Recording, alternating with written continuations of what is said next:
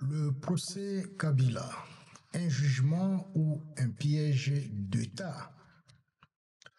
Alors, l'ouverture d'un procès qui peut renverser la République démocratique du Congo. Quand un ancien président passe de la couronne au banc des accusés, ce n'est plus seulement un procès, c'est une déclaration de guerre, une fracture dans l'ADN de la nation. Le vendredi 25 juillet 2025 à Kinshasa s'est ouvert un procès que beaucoup qualifient déjà d'historique. Un procès qui ne juge pas seulement un homme, il juge un système, un passé, un mythe, celui de Joseph Kabila Kabange, ancien président de la République démocratique du Congo. Face à la haute cour militaire, ce n'est pas seulement un ex-chef d'État que l'on convoque. C'est toute une époque, si vous me permettez. C'est une ligne de fracture dans le récit national congolais. Trahison, intelligence avec l'ennemi, viol, homicide, complot contre l'État, participation à un mouvement insurrectionnel. Mais que se cache réellement ce procès? Ou encore, que cache réellement ce procès? Pourquoi maintenant? Et pourquoi aussi violemment? Si ces accusations sont vraies, alors le Congo n'a jamais été dirigé par un président, mais par un stratège de guerre. Et si elles sont fausses, alors ce procès est la plus grande opération de diversion politique depuis Mobutu. Alors, est-ce la justice qui avance ou un coup d'état judiciaire qui s'installe? L'objectif de cette émission d'aujourd'hui est d'exposer les accusations officielles, mot par mot, sans censure. Interroger les forces invisibles derrière ces procès. Et puis révéler les risques géopolitiques pour l'unité nationale et le dialogue. Poser la vraie question. Kabila est-il l'ennemi ou le prétexte? Ce procès n'a pas encore commencé. Il a déjà provoqué un tremblement de terre. Et ce que vous allez entendre n'a jamais été présenté ainsi, sans masque. Eh bien, chers frères et sœurs africains, le cœur du dossier, ce sont les 5 chefs d'accusation qui peuvent faire tomber Kabila. Ils l'ont couché sur le papier comme on couche un traître sur une table d'exécution. Alors, Jeune Afrique a eu accès à l'intégrité de l'acte d'accusation. 5 piliers, 5 chefs d'accusation, chacun plus explosif que le précédent. Ce n'est pas une affaire de corruption ou de biens mal acquis. C'est une affaire de sang, de guerre, de Rwanda et d'insurrection armée. 1. Crime de guerre et crime contre l'humanité. Joseph Kabila est accusé d'avoir été l'un des initiateurs du mouvement politico-militaire AFC, dont la branche armée n'est autre que le M23. L'acte d'accusation l'accuse d'être auteur, co-auteur ou complice des exactions commises depuis fin 2023. Viol de masse, homicide, torture, attaque délibérée contre les civils. Élément choc, il aurait piloté l'offensive sur Goma en coordination avec Corneille Nangaa et les forces rwandaises. C'est par lui que le feu est tombé sur Goma, déclare un haut magistrat sous anonymat. 2. Déportation massive des déplacés. Kabila est accusé d'avoir organisé ou autorisé la déportation des milliers de personnes depuis les camps de Boulengo, Bouchagara et Kanyaruchinya début février 2025, sans destination connue, sans registre, sans retour. Une accusation qui fait écho aux pratiques des pires dictatures. On ne juge plus un politicien ici. On juge un possible architecte de nettoyage ethnique. 3. Apologie du terrorisme. Kabila aurait fait l'éloge du M23 AFC dans une tribune publiée dans le Sunday Times, où il affirme que cette coalition représente les aspirations du peuple congolais. Il y accuse le gouvernement congolais de manipuler l'opinion, en traitant ces mouvements de marionnettes étrangères. Il y a un problème ici. C'est même Joseph Kabila avait lutté contre le M23 en 2012 quand il était au pouvoir. Pourquoi ces retournements spectaculaires? 4. Trahison et intelligence avec le Rwanda. Voici l'accusation la plus grave. Kabila aurait livré à une puissance étrangère des installations, des armes, des postes stratégiques, des munitions. Cette puissance, le Rwanda. Selon les autorités congolaises, sa présence à Goma en mai 2025 prouverait ses connexions actives avec Kigali. C'est le cœur du piège judiciaire.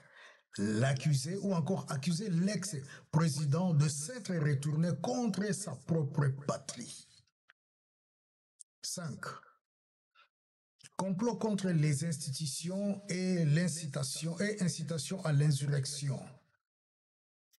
Les documents mentionnent des conversations interceptées entre Kabila et Corneille Nangaa, où ils discutent du renversement du président Tshisekedi et de l'éviction des institutions actuelles.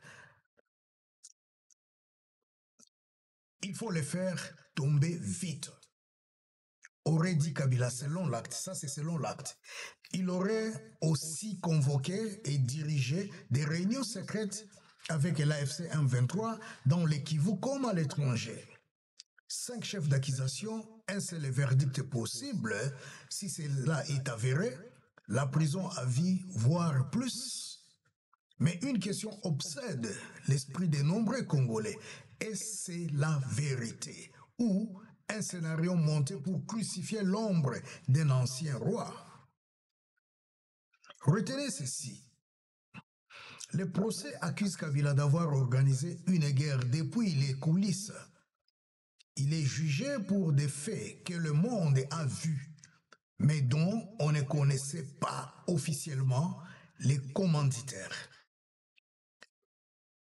Alors, qui veut vraiment la tête de Kabila? Faisons un peu une petite lecture géopolitique et électorale. La justice ne dialogue pas, dit-on, mais en RDC, elle murmure parfois ce que la politique écrit en silence.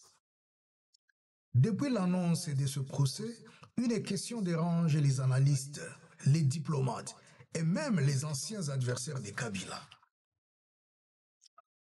Pourquoi maintenant? Pourquoi en plein milieu d'un dialogue religieux en gestation? Pourquoi alors que le M23 est encore militairement actif à l'Est? Pourquoi alors que Kabila n'a même pas officiellement lancé sa candidature pour 2028?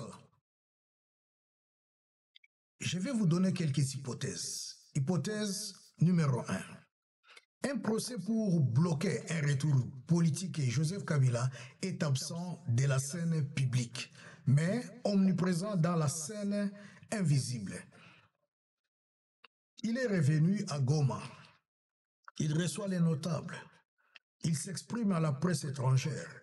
Il est perçu comme une alternative de poids par certains milieux économiques et militaire. Ces procès pourraient être un coup stratégique, si vous me permettez bien, un coup stratégique de Kinshasa pour l'empêcher de revenir en 2026 sous une forme nouvelle dans une coalition inattendue. On ne juge pas pour punir, on juge pour disqualifier. Hypothèse numéro 2. Un signal à Kagame et à l'international. Il est accusé de trahison au profit du Rwanda. Mais en l'accusant ainsi, le gouvernement congolais vise aussi Kigali sans le dire directement. C'est une manière détournée de délégitimer les M23 en accusant son prétendu parrain local. C'est aussi un message adressé à Washington, Bruxelles et New York. Regardez, nous ne faisons pas qu'accuser les Rwandais, nous jugeons aussi nos propres traîtres. Sauf que ce jeu de miroir peut se retourner. En affirmant que Kabila est derrière le M23, le gouvernement valide indirectement la légitimité géopolitique du Rwanda. Qui peut répliquer? Kabila est un des vôtres. Hypothèse numéro 3. Un écran de fumée pour étouffer le vrai dialogue. Pendant qu'on parle du procès, on ne parle plus du dialogue intercongolais proposé par les églises. Pendant que le feu médiatique est sur Goma et Kabila, les accords de Washington, eux, avancent dans l'ombre. Et c'est une mise en scène, une diversion stratégique. La RDC est devenue un théâtre où les rôles sont écrits ailleurs et les acteurs ne savent même plus pour qui ils jouent. Hypothèse numéro 4. Un règlement des comptes militaires. Kabila est perçu comme un homme des réseaux profonds. Son influence dans les FARDC, dans certains corps de sécurité, dans les anciens officiers du renseignement, reste un sujet de cauchemar pour le régime actuel.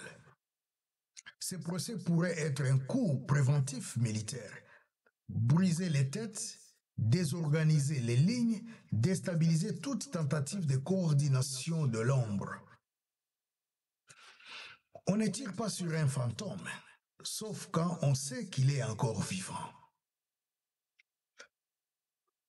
Kabila est peut-être coupable, peut-être pas, mais ceux qui veulent sa tête sont-ils vraiment au service de la vérité? Ou prépare-t-il une guerre plus subtile, celle du narratif, de la mémoire, de la souveraineté? Retenez ceci. Ce procès dépasse le juridique. Il touche au pouvoir, à l'image, au futur de la RDC.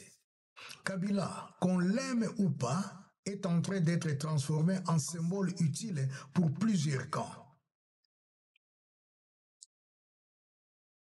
Laissez-moi vous parler un tout petit peu du silence de Kabila. Stratégie d'innocent ou manœuvre de maître. Un homme ne parle pas. Et tous les Congolais s'interrogent. Ce n'est pas un oubli, c'est un signal. Kabila ne s'est pas présenté à l'audience. Pas un mot, pas un communiqué officiel, pas de vidéo, pas même une apparition indirecte. Face à des accusations de trahison, de crimes de guerre, de complots, le silence. Mais ce silence est-il une faiblesse ou une arme tactique? Hypothèse numéro 1. Un silence de dignité ou de dédain. D'un côté, ces partisans affirment que Kabila se refuse à légitimer une mascarade judiciaire. D'un autre côté, certains y voient une fuite, une stratégie pour éviter le piège. La posture est calculée. Ne pas répondre, c'est refuser les terrains choisis par l'adversaire. Kabila n'est pas en cavale, il est en recul tactique. Il transforme chaque accusation en autogol médiatique pour ses ennemis. Hypothèse numéro 2. Un retour en force est préparé dans l'ombre. Ce n'est pas la première fois que Joseph Kabila disparaît avant de réapparaître au moment décisif. Il a été formé à la patience, au silence, à l'attente du bon moment. Son mutisme peut être l'annonce invisible d'un comeback. Un comeback stratégique en se positionnant comme victime d'un régime aux abois. Tshisekedi veut l'éliminer? Parfait. Il en fera une figure martyre. Plus on l'attaque, plus il redevient central. Hypothèse numéro 3. Un silence coordonné avec l'AFC M23. Et si son mutisme faisait partie d'un plan plus large avec ses alliés de l'ombre? L'acte d'accusation parle des réunions secrètes, des messages codés, des tribunes internationales. Rester silencieux, c'est aussi éviter toute incohérence. C'est laisser ses avocats parler, c'est occuper le terrain par l'absence. Pendant ce temps, Corneille Nangaa, Bertrand Bisimwa et d'autres s'activent sur le terrain militaire et médiatique. Le silence de Kabila serait alors le couvercle posé sur une marmite qui bout. Hypothèse numéro 4. Une protection internationale en jeu. Certains signaux laissent penser que Kabila pourrait bénéficier d'une protection silencieuse de puissances étrangères qui préféreraient le voir muet que dangereux. Il ne parlait pas, parce que parler pourrait déclencher des révélations explosives sur les relations RDC-USA, Rwanda-Chine, sur les accords miniers ou sur les soutiens secrets du passé.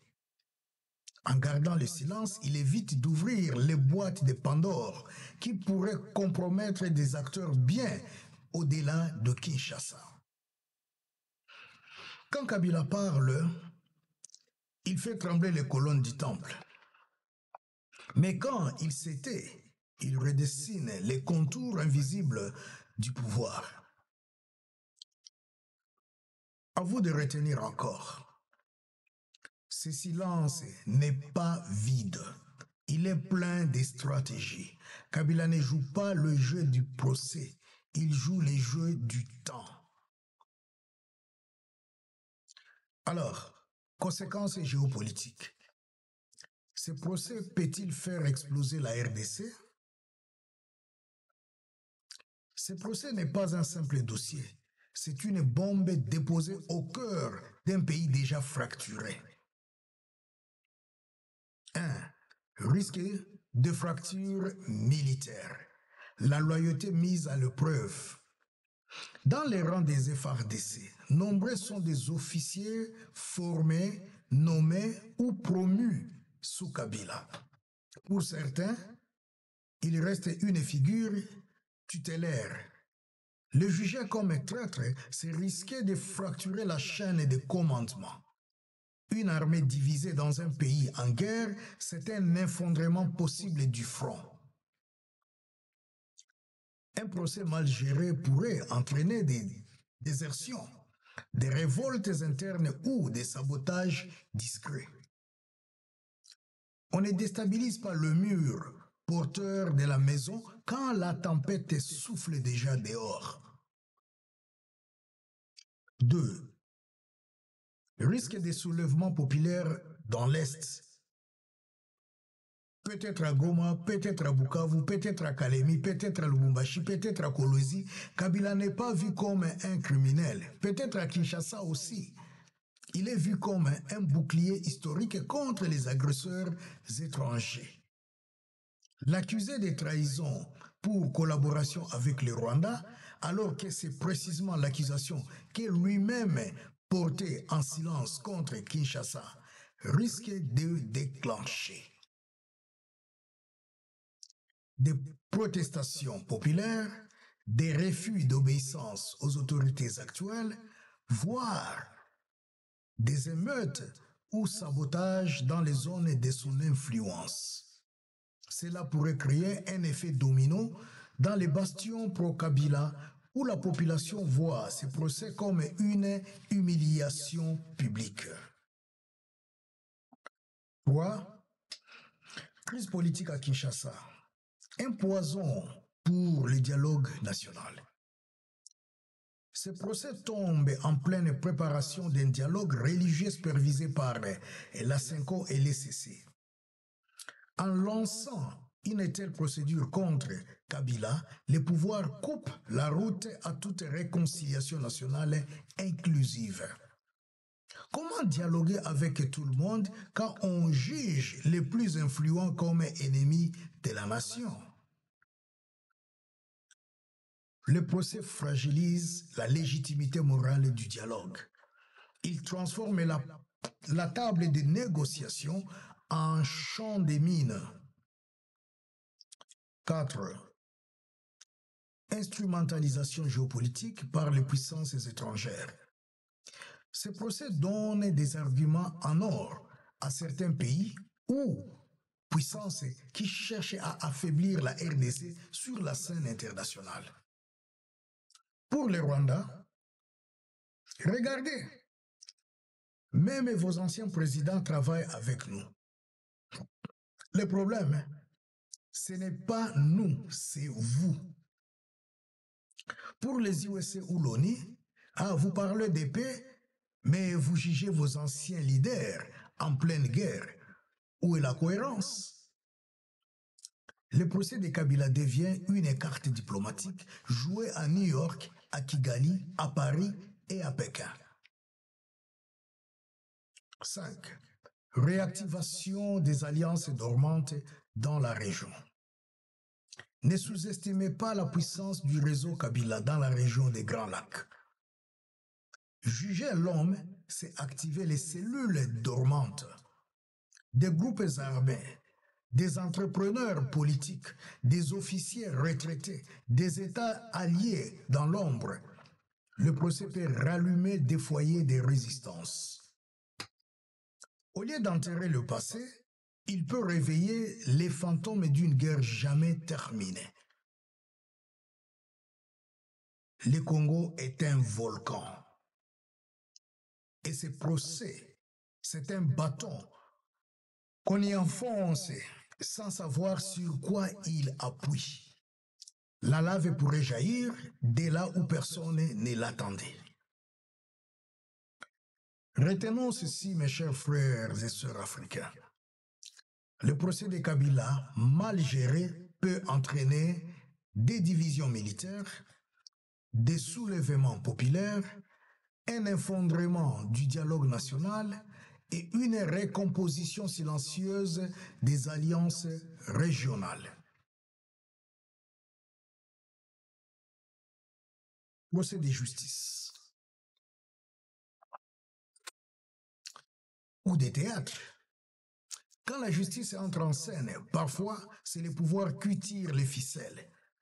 Depuis le 25 juillet 2025, le Congo assiste à un procès médiatisé, dramatisé, théâtralisé.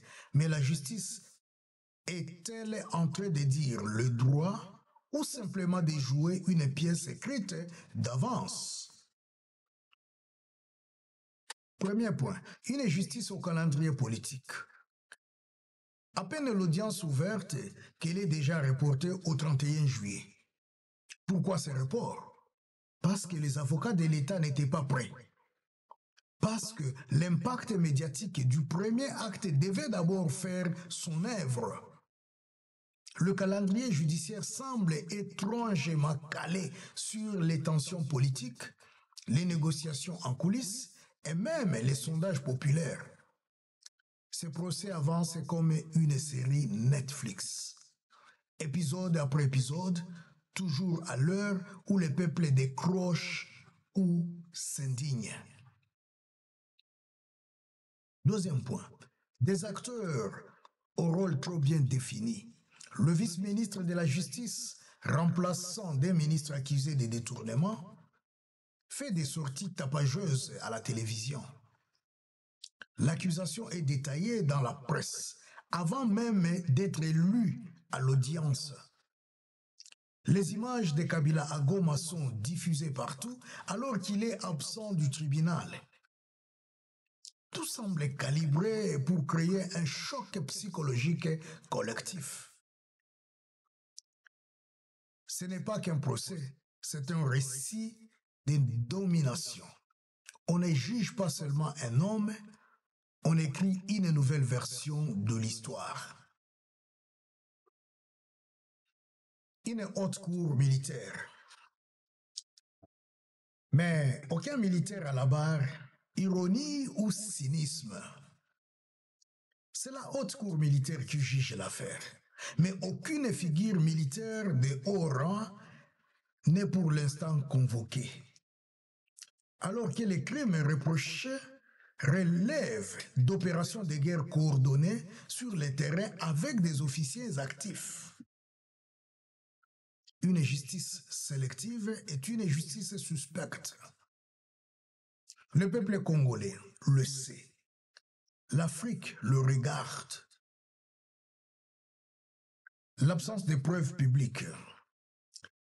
Un procès à huis clos idéologique. Jusqu'à présent, aucune preuve irréfutable, matérielle, visuelle ou documentée n'a été présentée à l'opinion. L'essentiel repose sur des déclarations politiques, des tribunes dans des journaux étrangers et des contacts présumés avec des ennemis de l'État. Or, on ne condamne pas un président sur des impressions. Encore moins quand ces accusations reposent sur des événements où l'État lui-même semble impliqué. Ce manque de transparence alimente les soupçons de manipulation. Une justice sans lumière est un théâtre sans spectateur ou une trahison sans masque. Point 5. Un procès qui crée une illusion de puissance, mais cache une peur réelle. Si ce procès était vraiment solide, on l'aurait mené avec calme, fermeté, preuve, neutralité. Mais ce que le régime déploie ici, c'est un spectacle de force, une mise en scène de la souveraineté. En vérité, ce que ce procès révèle, ce n'est pas la force de l'État, c'est sa peur d'un revenant, d'un spectre qui refuse de mourir. On peut monter une scène, on peut écrire un script, on peut choisir des projecteurs, mais on ne peut pas forcer l'histoire à applaudir. Le peuple congolais, lui, regarde, il comprend et il jugera aussi. Ensemble, retenons ceci. Le procès Kabila ressemble de plus en plus à un outil de domination narrative. L'absence de rigueur judiciaire renforce l'idée d'une instrumentalisation politique. Si justice il doit y avoir, elle doit être impeccable, irréprochable, transparente. Sinon, elle deviendra elle-même coupable. Si le procès Kabila était le miroir d'une RDC qui cherche encore sa vérité, ce n'est pas Joseph Kabila qu'on juge. Ce n'est même pas un homme. C'est une époque, une blessure, une nation entière qui se regarde dans un miroir brisé. Le procès Kabila n'est pas un simple acte judiciaire. C'est une tentative de réécriture nationale, un moment où l'élite actuelle cherche à se laver, en se éclaboussant les fantômes du passé. en éclaboussant les fantômes du passé, dirais-je. Mais à force de transformer la justice en arme politique, le risque, c'est que le peuple cesse de croire aux institutions et commence à croire seulement aux armes, aux rumeurs ou aux seigneurs invisibles. Ce procès révèle une RDC déchirée entre quatre forces. La mémoire, celle de Kabila, du M23, du Rwanda, des guerres à répétition. La revanche, celle d'un pouvoir actuel qui peine à asseoir sa légitimité autrement que la mise en scène de la justice. Le mensonge, celui des narratifs imposés, des procès spectaculaires, des vérités silencieuses. La soif, celle du peuple congolais qui attend, qui souffre, qui saigne, qui n'a jamais été consulté. Paradoxe suprême, le procès de Kabila, s'il est mal conduit, risque non seulement d'élever l'accusé au rang de martyr, mais aussi de réhabiliter tous ceux qui l'entourent et de réveiller les réseaux dormants d'une revanche nationale. Et si au lieu de pacifier, ce procès ravive les plaies? Et s'il donne au Congo un nouvel ennemi intérieur que l'on a soi-même créé? Chaque nation a un moment de vérité, un instant où elle doit choisir, punir ou comprendre, effacer ou guérir, juger ou se repentir. Ce procès aurait pu être un nouveau départ. Mais à force de chercher un coupable, le pouvoir pourrait perdre ce qui lui reste de légitimité. Pour ceux qui lisent la Bible, il est écrit, car avec la mesure dont vous mesurez, il vous sera mesuré. Luc chapitre 6, verset 38. Le Congo mesure aujourd'hui, mais demain, c'est lui qui sera pesé. Question finale pour vous. Et vous, pensez-vous que ce procès est un acte de justice ou un masque posé sur une autre trahison? Commentez en un mot seulement. Écrivez soit justice ou miroir. Je vais vous donner notre quote du jour. Quand une nation juge ses fantômes, ce n'est pas la vérité qu'elle cherche, c'est l'oubli. Fin de citation. Alors, chers frères et sœurs, abonnez-vous, partagez cette vidéo, cliquez sur aimer et n'oubliez pas de la distribuer avec vos amis, votre entourage et surtout, croyez-moi encore, la justice est ceux qui n'y croient plus. Et surtout, gardez vos yeux ouverts. Le théâtre ne fait que commencer. Merci une fois de plus.